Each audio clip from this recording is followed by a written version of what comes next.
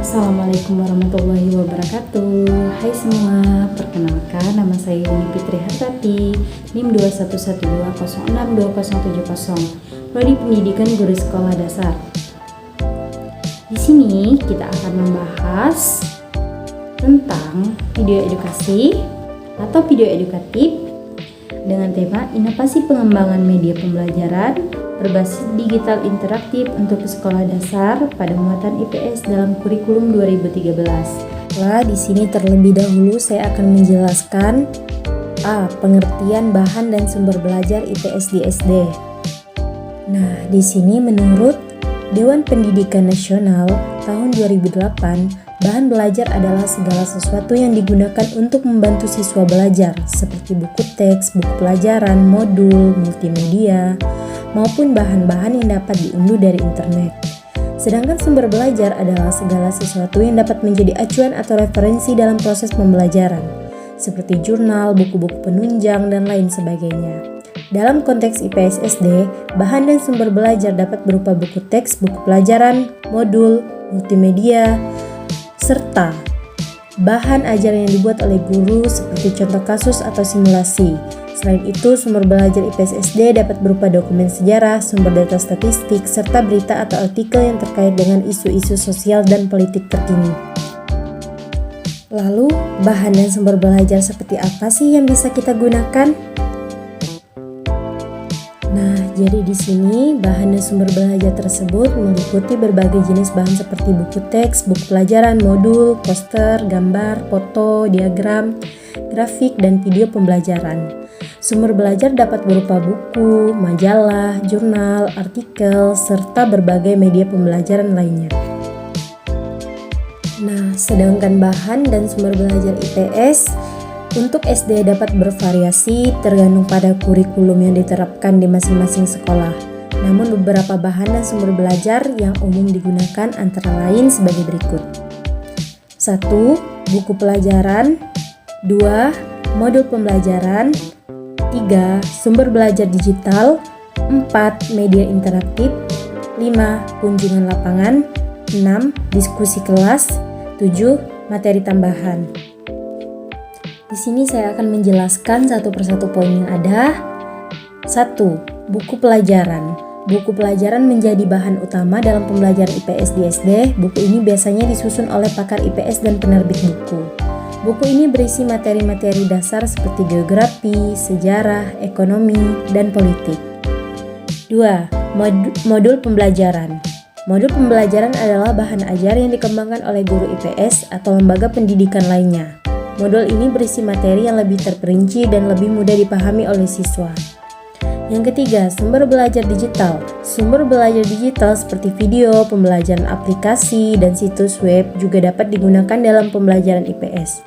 Sumber ini dapat membantu siswa memahami materi dengan lebih mudah dan menarik. 4. Media interaktif. Media interaktif seperti peta, diagram, grafik, dan gambar juga dapat digunakan dalam pembelajaran IPS. Media ini dapat membantu siswa memvisualisasikan konsep dan data yang diberikan dalam materi. 5. Kunjungan lapangan.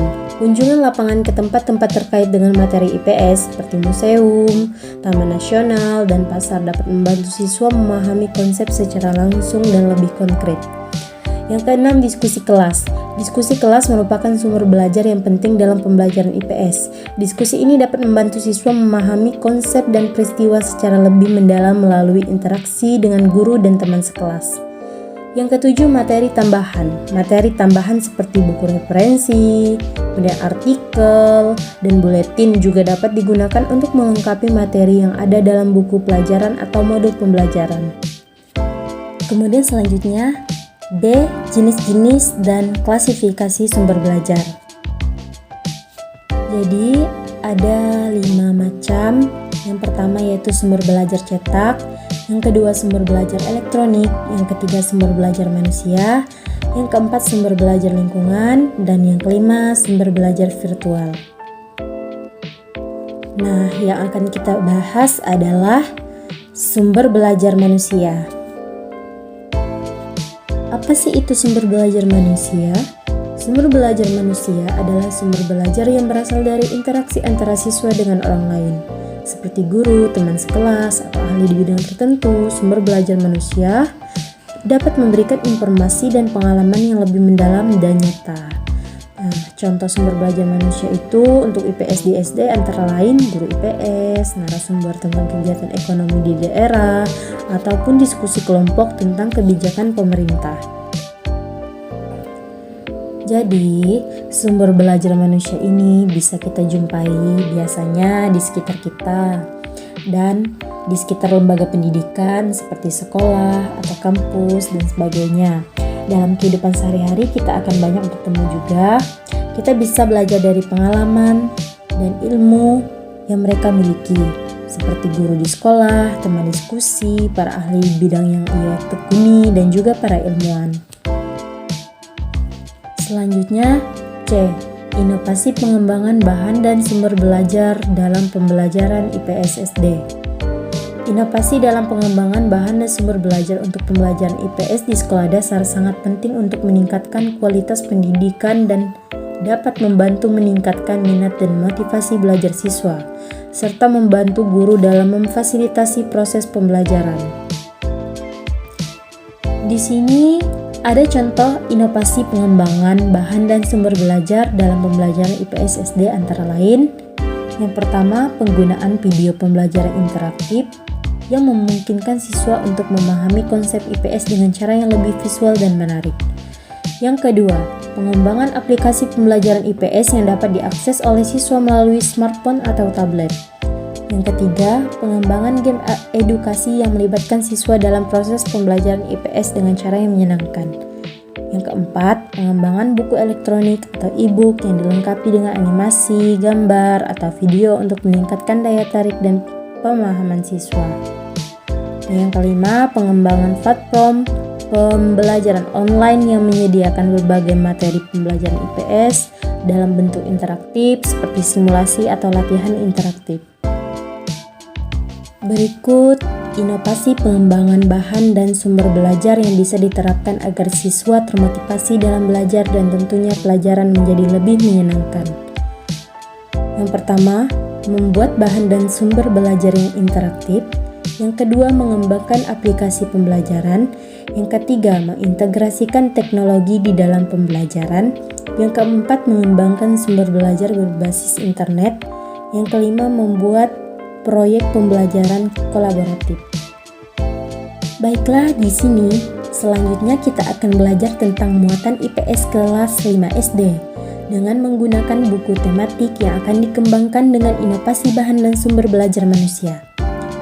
Bisa kita lihat gambar buku kelas 5, yaitu buku tema 1, subtema 1, kondisi geografis di Indonesia kelas 5 SD. Di sini, metode yang akan saya gunakan adalah metode ceramah dengan menggunakan KI dan KD di buku tema 1, subtema 1, muatan IPS kelas 5 SD. Berikut penjelasan KI dan KD.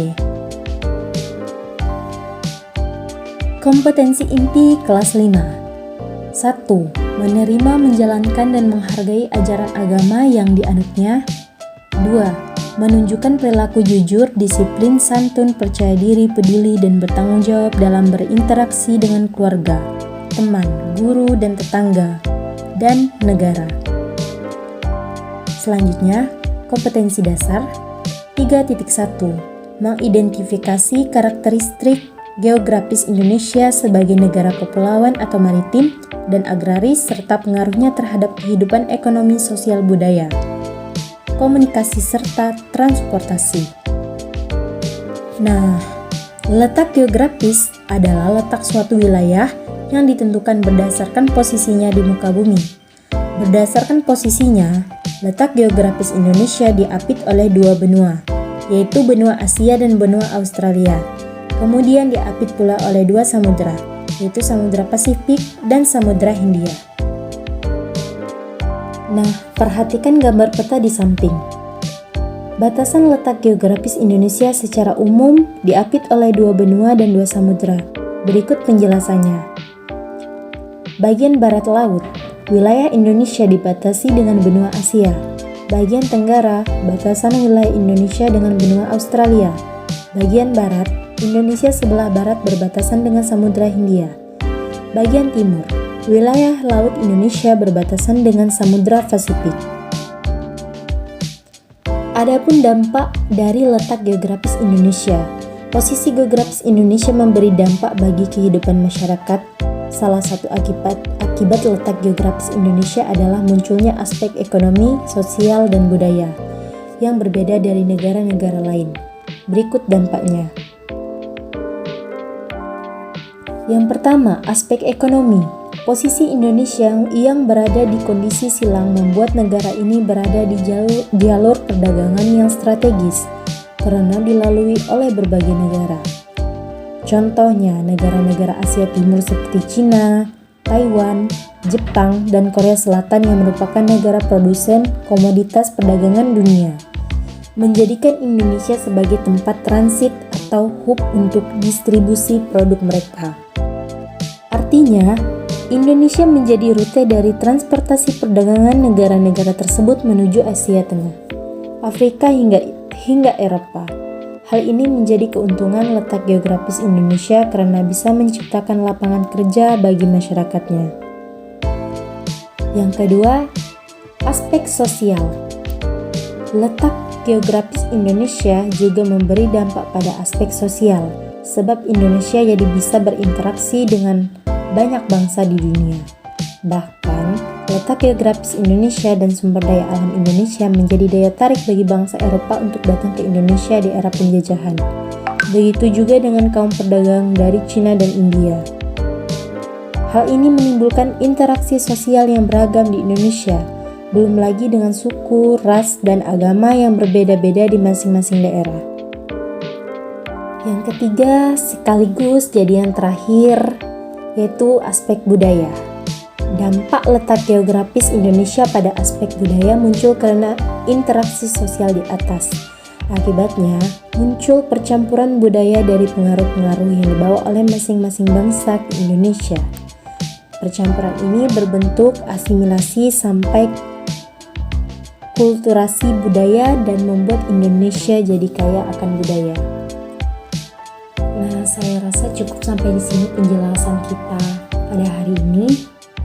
Jadi, saya harap teman-teman semua dapat memahami bagaimana cara menggunakan bahan dan sumber belajar dalam pembelajaran IPS dengan menggunakan sumber yang ada, baik itu sumber belajar cetak, sumber belajar manusia, sumber belajar virtual, dan lain-lain. Nah, terima kasih teman-teman. Baik, sekian materi pembelajaran kita pada hari ini. Sampai jumpa. Wassalamualaikum warahmatullahi wabarakatuh.